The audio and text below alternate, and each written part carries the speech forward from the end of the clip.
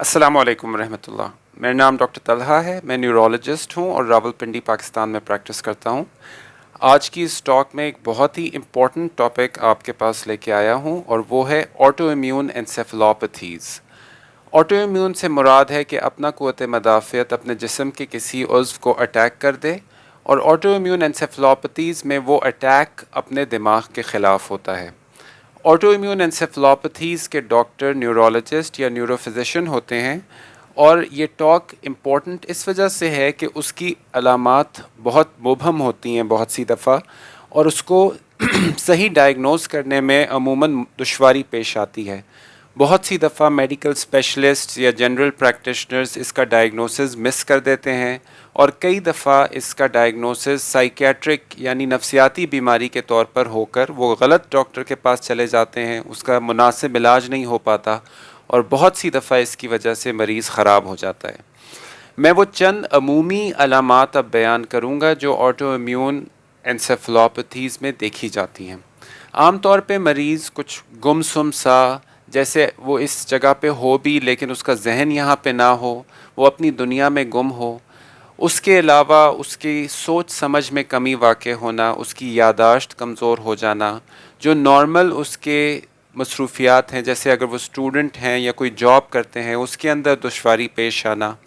پھر اس کے بعد غنودگی جیسی کیفیت ہو جانا، یا اگر بہت ہی شدید ہو تو کومے کی حالت اختیار کر لینا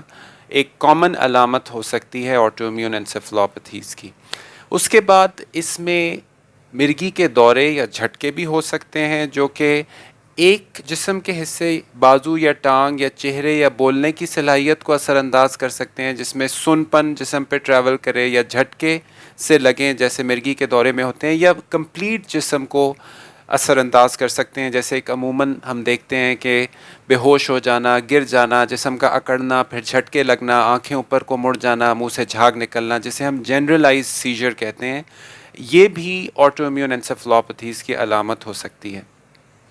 کچھ مخصوص آٹو امیون انسیفلوپیتھیز میں، جن میں ایک مشہور نام NMDA ریسیپٹر انسیفلائٹس کا ہے، ان میں ایسی علامات بھی ہو سکتی ہیں کہ دیکھنے والے کو وہ نفسیاتی مرض لگے، یعنی کہ سائیکیاٹرک پرابلم لگے، جس میں مریض کو شدید گھبراہٹ ہونا، مریض کا بہت زیادہ غصے میں آ جانا یا ایگریسو ہو جانا یا کسی کو اٹیک کر دینا، یہ بھی علامات ہو سکتی ہیں آٹو امیون انسیفلوپیتھیز کی۔ پھر اس کے بعد کچھ موومنٹ ڈس آرڈرز بھی آٹو امیون انسیفلوپیتھیز کا، جن میں ایک خاص نام ہاشی موٹو انسیفلوپیتھی نیورولوجسٹ کے ذہن میں آتا ہے۔ اس میں جسے ہم کوریو ایتھیٹوٹک موومنٹ کہتے ہیں، کہ ڈانس لائک موومنٹس کے مریض میں جو ہے نا بے سکونی، یا جیسے وہ ڈانس کر رہے ہوں ان کے ہاتھ پاؤں، ویسی موومنٹس ہو سکتی ہیں، اور وہ بھی نیورولوجسٹ کو یہ سوچنے کی طرف لے کے جا سکتی ہیں کہ یہ آٹو امیون انسیفلوپیتھی یا انسیفلائٹس ہو سکتا ہے۔ اب میں ان علامات کے بعد چند وہ نام مینشن کروں گا جو کامن آٹو امیون انسیفلوپیتھیز ہیں۔ ان میں لوپس انسیفلائٹس، جو کہ SLE ایک آٹو امیون ڈیزیز ہے، جس میں جسم کے مختلف اعضاء کے خلاف اپنا قوت مدافعت اٹیک کر دیتا ہے، اور اس میں ایک عضو دماغ بھی ہو سکتا ہے۔ تو لوپس انسیفلوپیتھی یا انسیفلائٹس کے اندر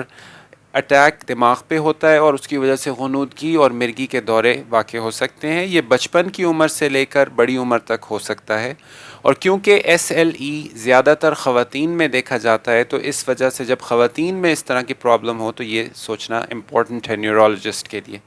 اس کے بعد ہاشی موٹو انسیفلائٹس، یہ ایک ایسی بیماری ہے جس میں اپنی اینٹی باڈیز دماغ کے مختلف حصوں کو اٹیک کر دیتی ہیں، اور اس میں بھی ایسی علامات جیسے غنودگی، مرگی کے جھٹکے، اور کوریو ایتھیٹوٹک موومنٹس یا اور قسم کے موومنٹ ڈس آرڈرز وغیرہ ہو سکتے ہیں۔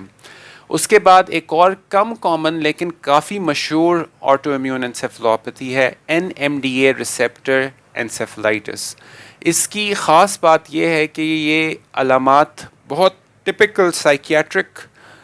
پرابلم جیسی لگتی ہیں، اور اس وجہ سے کئی ہفتے یا مہینوں بھی کبھی ضائع ہو جاتے ہیں کہ یہ پیشنٹ سائیکیٹرسٹ کے زیر علاج رہتے ہیں، لیکن کوئی خاص خاطر خواہ بہتری نہیں واقع ہوتی، اور فائنلی جب یہ سیریس یا خراب حالت میں ہو کر ہاسپٹل میں آتے ہیں تو نیورولوجسٹ وہاں پہ ان کو دیکھتے ہیں اور پھر ان کا اگر وہ نیورولوجسٹ ایکسپیرینسڈ ہے اور اس پرابلم کو جانتا ہے تو صحیح ڈائگنوسس ہو جاتا ہے۔ دیگر بھی کچھ اور آٹو امیون انسیفلوپیتھیز ہیں جو کہ کافی کم کامن ہیں اور ان کا یہاں پر خصوصاً ذکر کرنا میری نظر میں ضروری نہیں ہے۔ اب آتے ہیں ڈائگنوسس کی طرف۔ سب سے امپورٹنٹ قدم ڈائگنوسس کا ڈاکٹر صاحب کا دیکھنا اور معائنہ کرنا ہے۔ میں اس بات پہ جتنا زور دوں وہ کم ہے، کیونکہ لوگ ڈاکٹر کے دیکھنے کو آج کل کے دور میں کچھ بھی نہیں سمجھتے اور وہ سمجھتے ہیں کہ شاید سارا کچھ ٹیسٹ سے ہوتا ہے۔ میں آپ کو یہ بتاتا چلوں کہ جب تک ڈاکٹر صاحب کا ذہن کسی بیماری کو سسپیکٹ نہ کرے، اس پہ شک نہ کرے، تو وہ پراپر ٹیسٹنگ بھی نہیں ہو سکتی ہے جو کہ آپ کے مریض کی صحیح تشخیص کی طرف لے جائے۔ تو ڈاکٹر صاحب کا معائنہ، ان کا دیکھنا سننا مریض کو نہایت نہایت نہایت یا سب سے ضروری قدم ہے۔ اس کے بعد پھر دیگر ٹیسٹ ہوتے ہیں جو کہ ڈاکٹر صاحب کراتے ہیں، جس کے اندر ایم آر آئی یا سی ٹی اسکین ہو سکتا ہے، پھر ای ای جی جس میں ایک ٹیسٹ ہے جس میں تاریں سر پہ لگا کے سر کے کرنٹس کو میجر کیا جاتا ہے، پھر اس کے بعد کمر سے پانی نکالا جا سکتا ہے جسے ہم لمبر پنکچر کہتے ہیں، اور اس میں کمر کے اور دماغ کے پانی کا ٹیسٹ کیا جاتا ہے، سی ایس ایف انالیسس جس کا نام ہے۔ اس کے بعد کچھ ایسے ٹیسٹس اب پاکستان میں بھی اویلیبل ہیں جس سے ایسی اینٹی باڈیز کا ٹیسٹ کیا جاتا ہے جو اپنے قوت مدافعت کو اٹیک کر رہی ہوں۔ یہ پنڈی اسلام آباد میں کم از کم 2 ایسے بڑے سینٹرز ہیں جن میں اویلیبل ہے، اور زیادہ تر جو ایکسپیرینسڈ نیورولوجسٹ ہیں وہ یہ ٹیسٹ روٹین میں اپنے پیشنٹس میں کراتے ہیں۔ اس کے علاوہ بھی کچھ ان کامن ٹیسٹس کیے جا سکتے ہیں، کچھ اور ٹیسٹ بلڈ ٹیسٹ وغیرہ اور پرابلمس کو رول آؤٹ کرنے کے لیے، جیسے نمکیات کا ٹیسٹ، پھر اس کے بعد تھائیرائڈ کا ٹیسٹ، وائٹامنس کا ٹیسٹ، شوگر کا ٹیسٹ، کڈنی فنکشن، جگر کے ٹیسٹ کیے جا سکتے ہیں، تاکہ اور پرابلمز جو اس طرح کی علامات پیدا کر سکتی ہیں، غنود کی، جھٹکے وغیرہ، ان کو رول آؤٹ کر لیا جائے، ان کو سائڈ پہ کر لیا جائے۔ اب آتے ہیں اس پرابلم کے علاج کی طرف۔ یہ نہایت امپورٹنٹ ہے کیونکہ ہر ڈاکٹر، ایون نیورولوجسٹ بھی اس چیز میں ایکسپیرینس نہیں ہوتا ہے، کیونکہ یہ آٹو امیون ڈیزیزز ہیں، اپنا قوت مدافعت اوور ایکٹیو ہو چکا ہوتا ہے، اپنے دماغ کو اٹیک کر رہا ہوتا ہے، اس وجہ سے اس کی ٹریٹمنٹ امیون تھراپیز ہوتی ہیں جو مین ٹریٹمنٹ ہے، اس میں اپنے قوت مدافعت کو تھوڑا سا مدھم ہونے کی کوشش کی جاتی ہے، اور اس میں اسٹیرائڈز بھی شامل ہیں اور قسم کی ٹریٹمنٹس جیسے آئی وی آئی جی، پلازما ایکسچینج جس کے اندر اینٹی باڈیز کو خون سے جو کہ اپنے کو اٹیک کر رہی ہوں واش آؤٹ کیا جاتا ہے۔ اس کے بعد کچھ اور میڈیسنز ایسی ہیں جو کہ امیون تھراپی ہیں اور اپنے امیون سسٹم کو کنٹرول میں لاتی ہیں۔ اچھا، پھر کچھ علامتی علاج بھی ان بیماریوں کے اندر یوز ہوتے ہیں، جیسے کہ سیجر میڈیسنز، فٹس کے لیے، مرگی کے جھٹکوں کے لیے دوائیں دی جاتی ہیں۔ پھر اگر مریض کو بہت زیادہ غصہ یا ایگریشن یا ڈپریشن ایسی کوئی چیز ہو رہی ہے تو اس کے لیے بھی جو مناسب دوائیں ہیں وہ استعمال کی جاتی ہیں، اور بہت سی دفعہ ایسے مریضوں کو ہاسپٹل میں داخل کرنے کی بھی ضرورت پڑتی ہے، اور کبھی کبھی یہ علاج آؤٹ پیشنٹ بیسس پہ یعنی کلینک کے ذریعے سے بھی کیا جا سکتا ہے۔ اس پرابلم کے لیے کبھی کبھی نیورولوجسٹ کے علاوہ سائیکیٹرسٹ یا اور اسپیشلسٹ کی بھی ضرورت پڑ سکتی ہے۔ یہ آپ کے ڈاکٹر صاحب، نیورو فزیشین آپ کو مناسب اس متعلق گائیڈ کر سکتے ہیں۔ اگر آپ کے آٹو امیون انسیفلوپیتھی سے متعلق کوئی سوالات ہیں تو وہ آپ کامنٹ سیکشن میں لکھ کے بھیج سکتے ہیں۔ میں امید کرتا ہوں کہ آپ اپنا بہت بہت خیال رکھیں گے۔ مجھے آپ دعاؤں میں یاد رکھیے۔ السلام علیکم ورحمۃ اللہ۔